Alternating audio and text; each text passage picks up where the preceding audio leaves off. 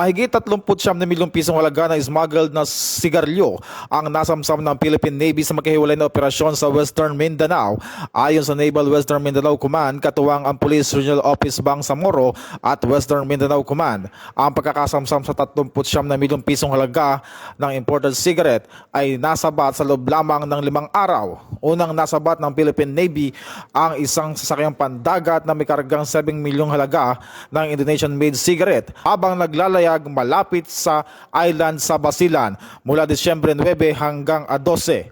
Makalipas lamang ng isang araw, isang bangka na may kargang 2.9 milyong halaga ng sigarilyo ang naharang sa karagatang malapit sa Recodo area sa Zamboanga City. Samantala, ang pinakamalaking nahuli ay isang sasakyang pandagat na may lulang 29.9 milyong pisong halaga ng imported cigarette na nasabat ilang milya mula sa Tolon Pisa Island, Basilan. Titiyak ng mga otoridad na hindi sila titigil sa kanilang operasyon upang tuluyang masugpo ang smuggling sa bansa.